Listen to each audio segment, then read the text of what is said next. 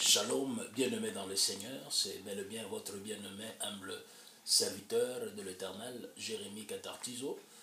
Je suis docteur du ministère. Je mérite avant que nous ne puissions, par la grâce du Seigneur, partager ce petit morceau que l'Éternel a placé dans notre cœur, que nous puissions d'abord commencer par une courte prière. Prions au nom de Jésus. Éternel Dieu, le Dieu d'Abraham, d'Isaac et de Jacob, nous te sommes infiniment reconnaissants, Créateur du ciel visible et invisible. Nous aimerions recommander ce moment de partage de ta parole entre tes saintes mains, cher Saint-Esprit, toi qui dans les Écritures déclare que c'est poussé par l'Esprit que les hommes ont parlé de ta part. Laisse que notre Seigneur, que tu saisisses ma langue, que cette pierre qui a traversé le lèvre de notre bien-aimé Ésaü, que cette même pierre éternelle traverse mes lèvres afin que tout ce qui sortira de ma bouche ne soit que ainsi dit l'Éternel. Au nom de Jésus-Christ, j'ai ainsi prié, je dis Amen. Bien-aimés dans le Seigneur, nous vous bénissons au nom de Jésus. Nous avions été convaincus de la part du Seigneur afin de pouvoir partager avec vous ce petit morceau. Comme nous le savons très bien que nous traversons presque la fin d'une année, l'année 2013, qui bientôt va se clôturer dans quelques jours. Et étant dans de périodes de prière, nous avions été convaincus, je parle de moi, afin de pouvoir apporter cette parole, cette exhortation à un bien-aimé, cela peut être toi, pour que ta vie soit encore une fois comblée. Nous aimerions dire ceci en titre d'introduction. Il est vrai que le monde, chaque année, c'est vrai que nous célébrons le nouvel an, nous célébrons une nouvelle année, selon le calendrier des humains, mais nous étant des hommes de Dieu, des enfants de Dieu, nous comprenons et nous savons qu'en réalité, nous n'avons qu'une seule année. Parce que le Seigneur Jésus, les jours où il entra dans le temple, nous le savons bien, je crois, c'est dans Luc chapitre 4, quand il a ouvert les rouleaux, la Bible déclare qu'il est allé toucher une prophétie du prophète Ésaü, et j'ai aimé la partie où il a déclaré que je suis venu proclamer une seule année de grâce. Donc, en réalité, je mérite qu'au travers de cette exhortation, dire à un bien-aimé, toi qui es dans le Seigneur, malgré que nous allons célébrer 2014 très bientôt, c'est pour autant dire on est à la 2014e année, mais en réalité, nous ne faisons que sûr qu'il est sur une seule année de grâce. Ceci concerne le bien-aimé dans le Seigneur, les chrétiens. C'est pour autant dire, soit tu célèbres 2014 en dehors de cette année de grâce qu'a proclamé le Seigneur Jésus, ou bien tu célèbres 2014 tout en étant dans une seule année de grâce, parce que c'est ça l'âge de l'agneau. C'est très très prophétique. Que le Seigneur vous bénisse. J'aimerais que nous puissions lire une écriture. Je suis dans le livre de Genèse, parce que je vais beaucoup plus aussi m'étaler sur le chiffre 14, 2014. Je suis dans le livre de Genèse, le chapitre 8. Je lis à partir du 6e verset. Je vais aller jusqu'au 10e verset. Elle me dit ceci. Au bout de 40 jours, Noé ouvrit la fenêtre qu'il avait faite à l'arche. Il lâcha des corbeaux qui sortit partant et revenant jusqu'à ce que les eaux aient séché sur la terre. Il lâcha aussi la colombe pour voir si les eaux avaient diminué à la surface de la terre. Mais la colombe ne trouva aucun lieu pour poser la plante de son pied, et elle revint à lui dans l'arche, car il y avait des eaux sur la surface de toute la terre. Il avança la main, la prit, et la fit rentrer auprès de lui dans l'arche. Il attendit encore 7 autres jours. Il attendit encore 7 autres jours, et il lâcha de nouveau la colombe hors de l'arche. Et la colombe revint à lui sur le soir, et voici une feuille d'olivier arrachée était dans son bec. Noé connut que les eaux avaient diminué sur la terre. La parole du Seigneur. J'aimerais encore que nous puissions lire une écriture dans, toujours Genèse, le chapitre 30, à partir du verset 25. Lorsque Rachel y enfantait Joseph, Jacob dit à Laban, « Laisse-moi partir, pour que je m'en aille chez moi, dans mon pays. » La parole du Seigneur.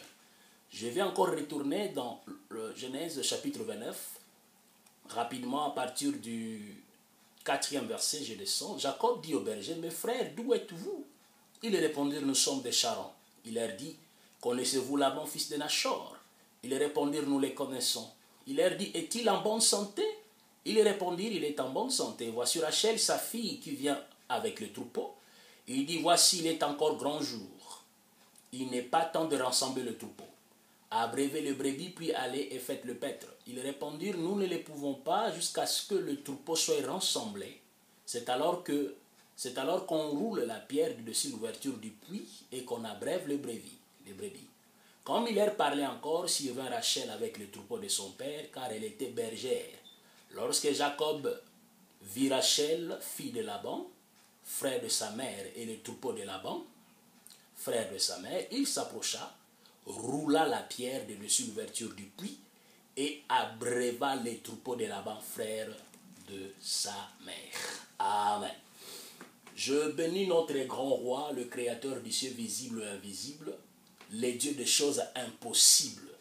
Aujourd'hui matin, j'étais en train d'exhorter un bien-aimé en lui disant que nous servons un Dieu des choses impossibles. Avec Dieu, l'impossible devient possible. Avec Dieu, l'inaccessible devient accessible. Et ceci est aussi une déclaration que je fais à passant pour la vie d'un bien-aimé. Toi qui, durant l'année 2013, tu n'as pas pu pouvoir toucher les inaccessibles, je déclare au nom de Jésus, ce qui était inaccessible pour ta vie durant 2013 deviendra accessible au nom puissant de Jésus-Christ. Je bénis le Seigneur pour cette exhortation. Nous avons lu Genèse chapitre 8 où il y a l'histoire de notre bien-aimé Noé. Noé, nous le connaissons très bien. J'ai aimé la déclaration qu'a faite le père de Noé. Les jours de sa naissance, il a dit, celui-ci serait le consolateur. Il a dit, à la naissance de Noé, que nous allons nous reposer de nos œuvres, parce que Noé est une consolation. Je bénis le Seigneur parce que vous devrez savoir, bien aimé dans le Seigneur, toute la Bible, de Genèse à Apocalypse, il ne s'agit que d'une seule personne. Les théologiens ont souvent l'habitude de dire que la Bible est christocentrique. En cela, je dis Amen. C'est pour autant dire que Christ est à la centralité de toute la Bible, partant de Genèse jusqu'à Apocalypse. Parlons-en. Qu'allons-nous faire avec l'histoire de Noé? Noé passé il y a plusieurs années passées, il y a des décennies, il y a des siècles passés. Mais pourquoi devrons-nous retourner dans cette histoire? Parce que nous comprenons qu'il y a un message, il y a une pensée cachée là-dessus. Et dans tout cela, il n'y a que la préfiguration d'une seule personne. Parce que nous comprenons, si un certain Noé, les jours de sa naissance, son père pouvait déclarer qu'il est la consolation de toutes nos œuvres harassantes, nous bénissons le Seigneur parce que le véritable Noé aussi, notre Seigneur Jésus, il était la consolation ou encore le repos qu'attendait tout un peuple. Donc vous voyez déjà comment Noé pouvait être une préfiguration de notre Seigneur Jésus-Christ. Alors, nous remarquerons que Noé est la personne de son vivant. Quand la terre tout entière était habitée par le péché, l'homme est devenu tellement cruel et l'Éternel, Dieu créateur de toutes choses, a arrêté de mettre fin à la vie de l'homme. Et nous connaissons comment est-ce qu'il a approché Noé. Je vais aller quelque part pour que vous compreniez mon message. Il approche Noé, il lui demande de pouvoir construire une arche. Et nous savons que l'arche a été construite. C'est une arche qui a couvert une période de 120 ans. Aussi très très important. Donc nous bénissons le Seigneur car l'arche a 120 ans. Donc cette construction de l'arche qui a la capacité. Donc une construction qui a pris 120 ans. Parce que nous comprendrons plus tard que l'homme ne peut vivre que pendant 120 ans. Parce que l'arche qui construit Noé, en un mot, c'est ça l'évangile du salut qui a la totalité de l'existence de l'homme sur terre. Donc je ne suis pas en train de parler de ces choses. Mais en passant, qu'est-ce que j'aimerais dire? Noé, de son vivant, ayant écouté la parole du Seigneur, le Créateur, il s'est mis à prêcher, à avertir le peuple de son temps, de ce que l'Éternel Dieu avait arrêté de frapper la terre. Nous connaissons l'histoire de la pluie de 40 jours. Mais une chose a capturé mon esprit, ce même Noé, je me suis posé la question, comment un homme peut-il avoir la capacité de communiquer avec les animaux? Remarquez, dites-moi, comment est-ce que Noé a pu convaincre les animaux? Vous remarquez un peu, bien aimé dans le Seigneur, parce qu'il est vrai que dans la nature, l'homme ne peut que communiquer avec l'homme. Vous remarquez un peu cela, parce qu'entre nous, par rapport à la manière dont nous avions été créés, malgré les barrières, je ne sais pas moi, les frontières de pays et un autre, mais du moins je peux communiquer avec mon prochain homme